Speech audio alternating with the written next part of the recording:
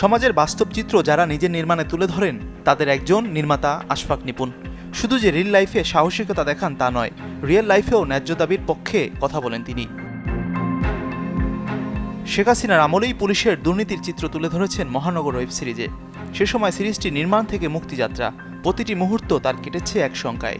মহানগর করার কারণে এবং পরবর্তীতে মহানগরের সিজন 2 করার পরেও আমাকে এবং আমার প্রডিউসারদেরকে, আমার অভিনেতাদেরকে এবং সর্বোপরি হইচই প্ল্যাটফর্মকেও যে পরিমাণ ঝামেলার মধ্যে দিয়ে যেতে হয়েছে সেটা অবর্ণনীয়, অকল্পনীয়।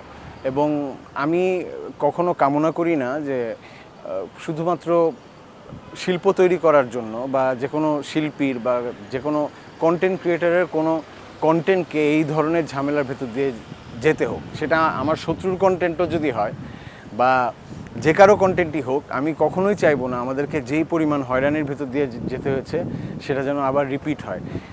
কারণ ওইটা খুবই আসলে একটা ডিফিকাল্ট সময় ছিল আমাদের সবার জন্য। শুধুমাত্র আমার ব্যক্তিগতভাবে বলবো না, আমি বানিয়েছি সেজন্য হয়তো আমার উপরে একটু বেশি আসছে, কিন্তু সবার উপরেই যেই পরিমাণ হয়রানি, ভয়, শঙ্কা, সেটা নিয়ে আমি ডেফিনেটলি খুবই শীঘ্রই কোনো একটা কাজ করব।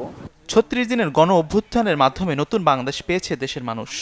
আশফাক নিপুণ আন্দোলনের সেই দিনগুলো কি তুলে আনবেন পর্দায়? পাহাড়ের মধ্যে থাকেন তখন আসলে আপনি পাহাড়ের উচ্চতা বা গভীরতা কোনোটাই টের পান না। পাহাড়ের উচ্চতা টের পাওয়ার জন্য বা গভীরতা টের পাওয়ার জন্য আপনাকে একটু পাহাড় থেকে দূরে সরতে হয়। আপনি ইমিডিয়েটলি থাকলে তখন আসলে বুঝতে পারেন না আপনি কত ফিটে আছেন বা আরও কত ফিট, বা বিশালত্বটা বোঝা যায় না।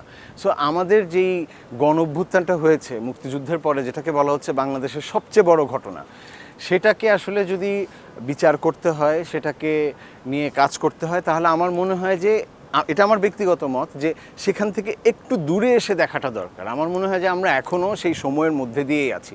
সো এখনও, এটা আমার ব্যক্তিগত বিশ্বাস যে এখনও যদি আমি এটা নিয়ে ইমিডিয়েটলি কাজ শুরু করি, তাহলে আমার মনে হয় যে এক ধরনের আবেগের তোড়ে বা আবেগের বশবর্তী হয়ে এক ধরনের কাজ তৈরি হবে আমাকে দিয়ে, কিন্তু আমি আসলে সেটা করতে চাই না। শিল্পীদের রাজনৈতিক সংশ্লিষ্টতা, আন্দোলনের পক্ষ বিপক্ষে অবস্থান নিয়ে হচ্ছে আলোচনা সমালোচনা।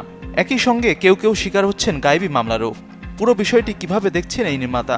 দলীয় রাজনীতি বা দলীয় লেজুর বৃত্তির রাজনীতির মধ্যে শিল্পীদের আসলে আবদ্ধ থাকা উচিত না। শিল্পী চিন্তা করবে আরও বড় পরিসরে, শিল্পী চিন্তা করবে বাংলাদেশকে নিয়ে, শিল্পী চিন্তা করবে বাংলাদেশের মানুষকে নিয়ে। অনেকেই অনেক কিছু করতে হয়েছে।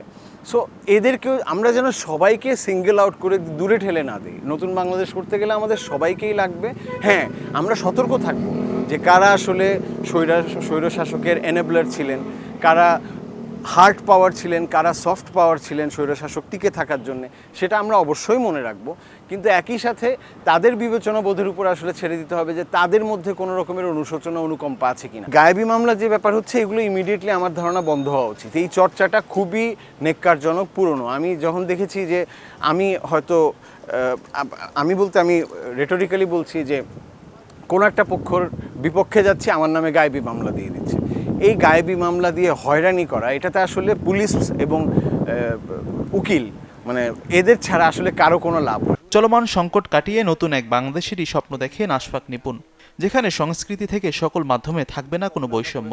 নতুন বাংলাদেশে এগুলোর চর্চা হবে না। সেটা মাজহারুল ইসলাম তামিম, চ্যানেল 24, ঢাকা। তাহলে আমাদেরকে সেই সুযোগটা দেওয়া উচিত।